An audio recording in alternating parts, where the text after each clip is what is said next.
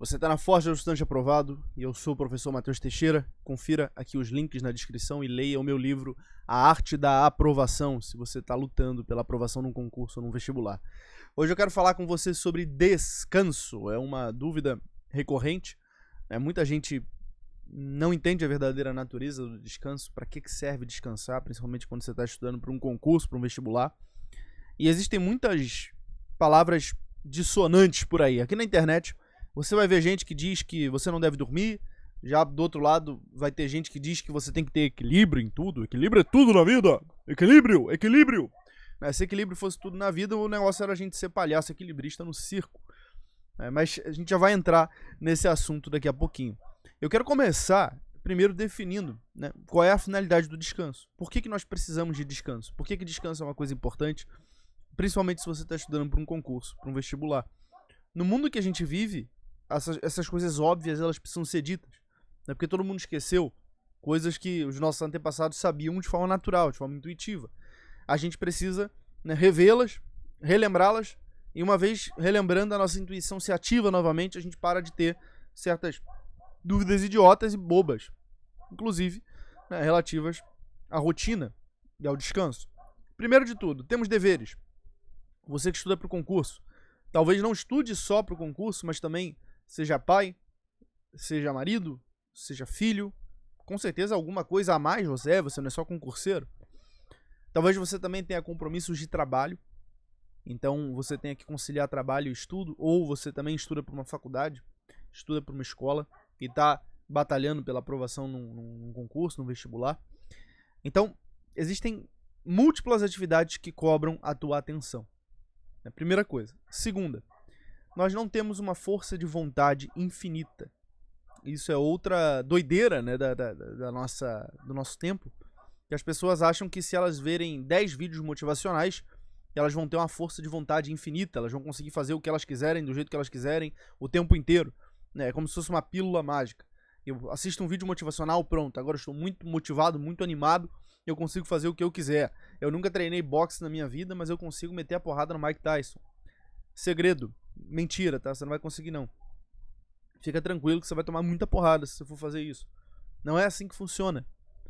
Não é simplesmente por você estar animado, por você estar pulando, por você estar vibrando, porque os seus sentimentos dizem alguma coisa, que essa coisa é verdadeira.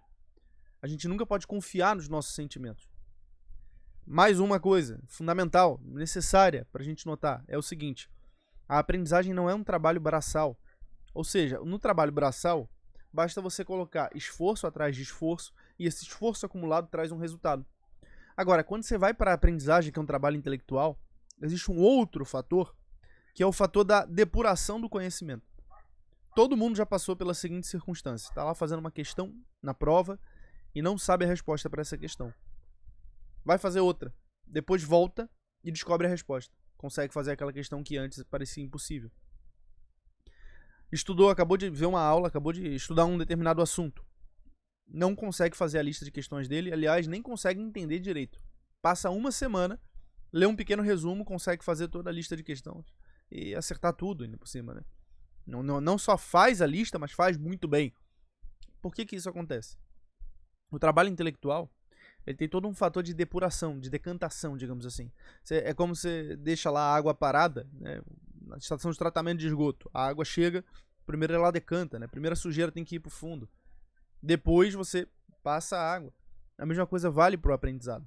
O aprendizado não é um trabalho manual, não é um trabalho mecânico. Não é botar um tijolo em cima do outro simplesmente. É como, até mesmo no trabalho manual, O pedreiro ele pode botar um tijolo em cima do outro, mas ele não tem que colocar o cimento e esperar o cimento secar para continuar a obra. Não dá para ele simplesmente ir colocando tijolo em cima de tijolo e fazer a casa inteira em um dia. É necessário esperar as coisas acontecerem. Bater uma laje, tem que esperar a laje secar. Então as coisas exigem tempo e as pessoas esquecem disso. E nesse ponto aqui é que existem duas palavras que são fundamentais da gente entender o que realmente são: a rotina e o descanso. Eu vou começar pelo descanso.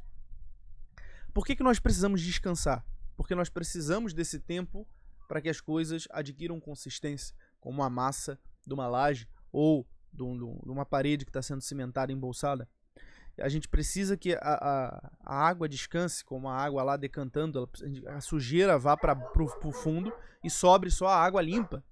A gente precisa disso. Isso não é uma opção, isso não é uma coisa que nós podemos ou não fazer. Não, a gente precisa desse negócio. E o nosso aprendizado só se efetiva a partir do momento em que, dentro dessa lógica do descanso, a gente faz um outro negócio chamado dormir. Muitas vezes a diferença entre você conseguir estudar ou não tá num sono de qualidade. Quantas vezes você já não brigou com os estudos, tentando focar numa aula, tentando fazer uma lista de questões, errando um montão de questões, se sentindo mal, e às vezes você se sente mal, assim, você se sente meio para baixo, é uma indisposição mesmo pro estudo, para a aprendizagem, parece que tem uma força contrária a você. Sabe como é que você resolve isso? Dormindo.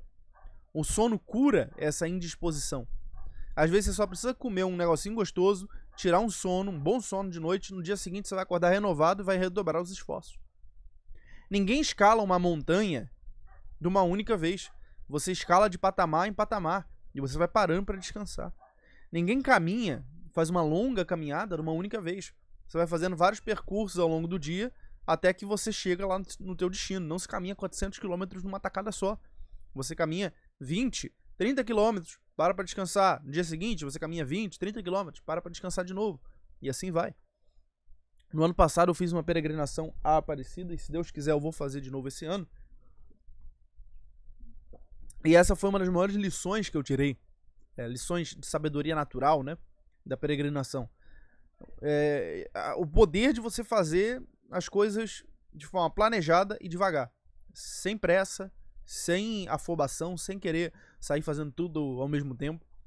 Por exemplo, no primeiro dia de caminhada, eu estava ainda inexperiente, nunca tinha feito uma peregrinação tão grande, e eu queria ficar lá na frente do grupo, queria ir quase que correndo, e a gente estava numa subida, né, do pé ali da Serra de Petrópolis. A gente subiu a Serra de Petrópolis por uma trilha lá no mato. Então assim, foi subida o tempo inteiro. O que aconteceu? No dia seguinte, minhas pernas estavam doendo. E ainda assim eu forcei muito, eu não peguei leve no segundo dia. O segundo dia teria que ser um dia para andar um pouquinho mais devagar, né? Para ir lá no final do grupo, para ir parando, descansando quando podia. Não, continuei acelerado, querendo fazer, querendo ir logo, querendo progredir. No terceiro dia, eu tava com uma dor tão grande entre o pé e a canela, mas tão grande que eu não tava conseguindo nem botar o pé no chão direito. Eu ia caminhando, aí eu tinha que parar. Teve uma hora que o finalzinho do percurso estava doendo muito. Eu acabei indo no carro de apoio porque estava doendo demais. E por que aconteceu isso? Por causa da minha inexperiência, por causa da minha soberba.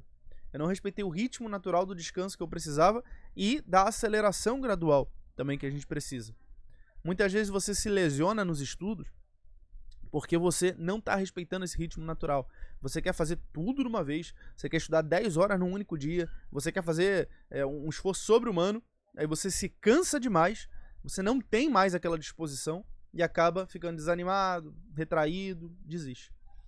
Aí você estuda 1, 2 dias desse jeito e não progride muito mesmo, né?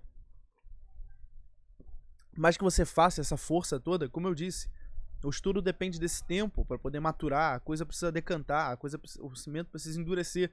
Então você não aprende nesses 1, 2 dias que você faz de um esforço absurdo, você passa uma semana sem estudar depois. É uma semana enrolando. Então, entender esse ritmo natural. Primeiro, entender essa necessidade do descanso. Existe um argumento neurocientífico para isso também, que é o fato de que nós não aprendemos sem dormir. A nossa memória de curto prazo, que fica lá no hipocampo, ela não vai ser armazenada para virar memória de longo prazo enquanto a gente não parar para dormir. Porque é no sono, nos ciclos de sono leve, sono pesado. Normalmente o pessoal fala movimento de olho rápido, sem movimento de olho rápido. Sono leve, sono pesado, é que você vai, digamos assim, moldando aquele bolo de informações que está ali na sua cabeça, transformando ele em conhecimento. Então quando você dorme mal ou você não dorme, o teu hipocampo continua cheio, hiperativado. Aquelas informações não são depuradas, aquilo não vai se tornando conhecimento de fato, aquilo continuam só informações soltas. E pouco a pouco, teu hipocampo precisa eliminar aquilo. Então seu cérebro ele vai começar a eliminar aquele excesso de informações, da mesma forma que ele elimina, por exemplo, o que você viu no último videozinho curto do Shorts ou do TikTok, do Reels que você viu. Isso tudo é jogado fora, você não lembra dessas coisas depois, porque é informação lixo. Seu cérebro não precisa daquilo. Imediatamente você percebe que aquilo não é importante e aquilo vai ficar um pouquinho de tempo no hipocampo e depois vai ser eliminado. Você não quer que isso aconteça com o seu estudo, senão você vai estar fazendo um trabalho inútil. Passou 10 horas assistindo aula e todas elas vão pro lixo. No dia seguinte você não lembra de nada do que você, entre aspas, estudou. Então, o descanso, o sono, ele é pra quê? É uma prática. Ele é para que você consiga ser produtivo de verdade. Sem o descanso, sem o sono, você nunca vai ser produtivo de verdade.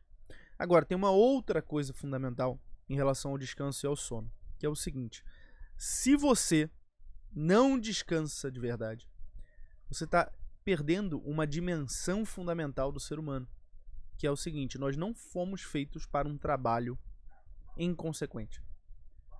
Nós fomos feitos para atividades cíclicas, rotineiras. Toda a criação foi feita dessa forma. Você percebe que, partindo daquilo que nos ensina o livro do Gênesis, né, Deus fez o mundo em 7 dias e no 7º parou para descansar.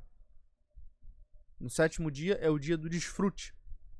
Isso é repetido na nossa vida de uma forma, primeiro, em pequena escala dentro do dia.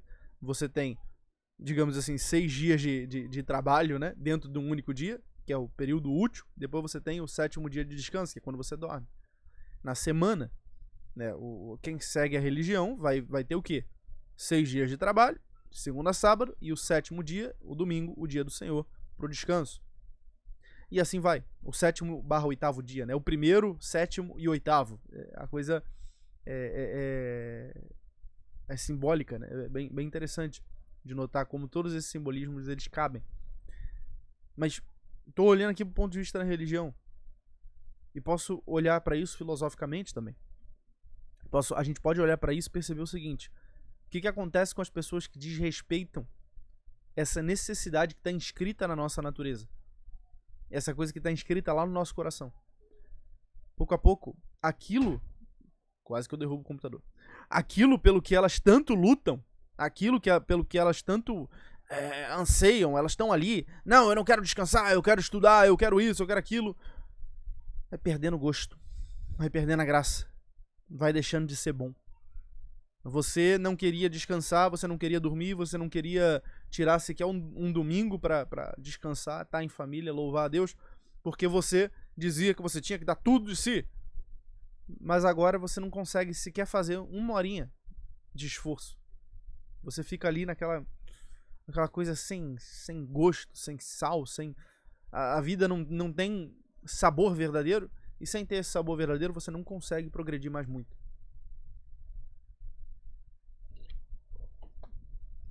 Se você soubesse a quantidade de relatos que eu recebo diariamente de pessoas falando que não estão mais conseguindo estudar porque estão extremamente cansadas, porque estão extremamente esgotadas, porque não conseguem mais ver graça, que já perderam o sentido, não conseguem mais entender o motivo pelo qual deveriam continuar estudando, você ficaria assustado.